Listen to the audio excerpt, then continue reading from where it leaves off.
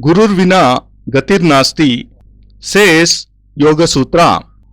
True knowledge, activation of the Kundalini and totality in life are not possible without a Guru. Hence Guru is my sole guide to spiritualism. Guru bin Gyaan Kaha se Pavoon. The body and the soul cannot be separated from each other. One cannot think of a body without a soul or a soul without a body. Both are supplements of each other. The relation of a guru and a disciple is also similar, especially when the guru has achieved divine enlightenment and the disciple is fully devoted. One cannot become a disciple by merely touching the guru's feet or by obtaining diksha. Even if I do give you diksha, you shall not become a disciple. Diksha only means that you are my follower, that you like my ideals. It means that you are trying to grasp the deeper meaning of my thoughts. A person becomes a disciple when his soul is linked with that of a guru. Disciple is one without whom the guru cannot live, and such a disciple too cannot live without a guru. A body without life, without soul, is bound to find itself in the blazing fire of a funeral pyre. Without a soul, a body cannot exist. I have just explained what I mean by a guru and a disciple. A disciple always thinks about his guru. For him there is nothing in this world except his guru, and the guru always thinks of only his disciple and nothing else. The guru always wishes to raise the disciple to his own spiritual levels by instilling divine knowledge and enlightenment into him. And no one is more happy than the guru when the disciple becomes capable of guiding others, when he becomes capable of making others believe in his words, and when he learns to instill his knowledge, his words into the conscience of others with the help of his sadhanas. Then the guru feels and knows that his efforts have proved to be successful. And it is said in the ancient text Kathopanishad that even if a disciple devotes his entire life, he cannot pay off the debts of a guru. And in telling you all this, I do not have any selfish interests. The guru does not want the disciple to give him anything. This is a bond between two souls. A soul never says to the body, give me this, and neither does the body ask anything of the soul. Both are linked with each other. When such a stage comes, then a person becomes a disciple. A complete guru is called sadguru. The prefix sad means one who has attained totality and can also help others achieve it. Every person in this world is incomplete. You are incomplete, hence you keep walking towards death. A complete capable human never chooses the path leading to mortality. If we subtract 0 from 0 or add up 2 zeros, a 0 is what we get. Totality is also denoted by a 0. It can never be vanquished or wiped out. It can never perish. Whatever perishes ends up in a graveyard, and such a life cannot be total. As soon as a person is born, he is pushed on to the path of death. This is but a natural process. But some fortunate people stop moving on this path when they meet a sadguru on the way. You can find several gurus in Mathura and Vrindavan. Even if you do not go about searching for a guru, you shall meet one. But you cannot find a sadguru so easily, because only one who knows how to form a bond with one's soul and life is a sadguru.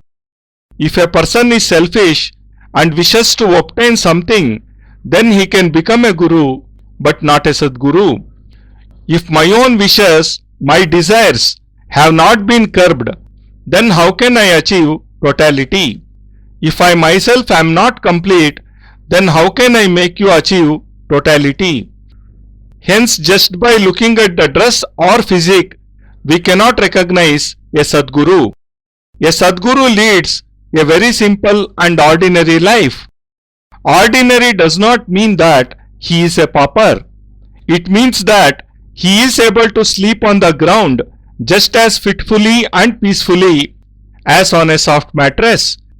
Such a person remains contented in all situations, in all conditions. If someone gives him his due money, he remains happy, and even if someone refuses to do so, then too he remains satisfied. And this is why he is a sadguru.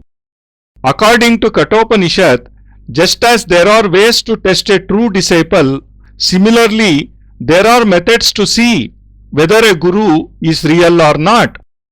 It is more difficult to become a guru, and that too a complete guru. Kathopanishad explains what totality means.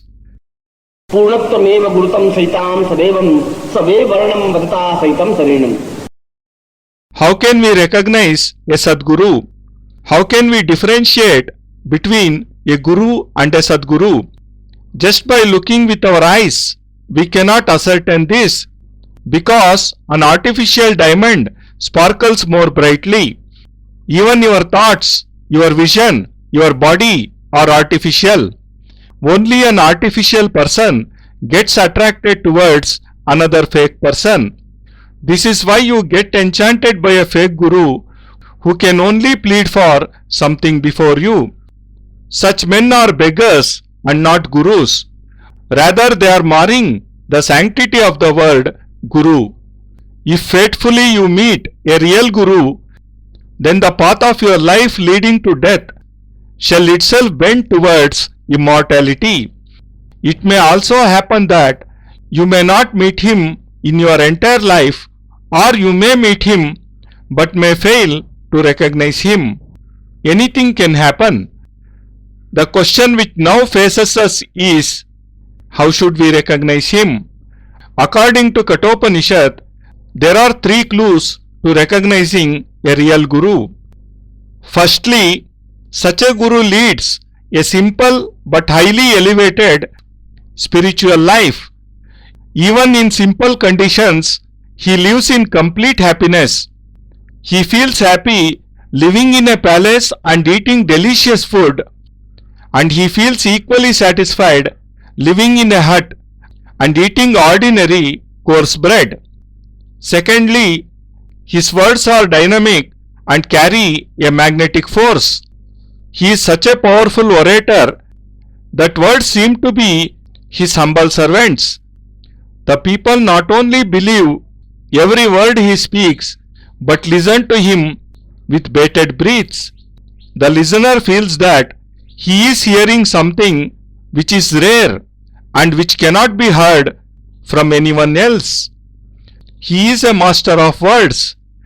Even politicians and leaders are good orators, but every word of his makes a distinct mark on the mind, soul and heart of the people. Thus, words of a real guru are his best identification marks. Thirdly, one feels very close to a sadguru. You may have heard and read a lot about the Himalayas, but as you have not been there, they are useless for you. That mountain is important to us, which we can climb. A guru who appears in public only once in a month, or who does not meet you, is of no use in your life, and it shall not affect you whether he is there or not. On the other hand, a sadguru is one who shares all our joys, sorrows, problems and thoughts. A sadguru is like the head of a family. He is a guide, a father, and he thinks and cares about his disciples. He feels sad to see them in sorrow and feels satisfied on seeing them happy. When there is such a deep attachment, then the relation of a body and soul is formed between a guru and a disciple. Then the soul cannot be separated from the body, and if they do get separated, there is an undescribable restlessness because the supplement of the soul is far away from it.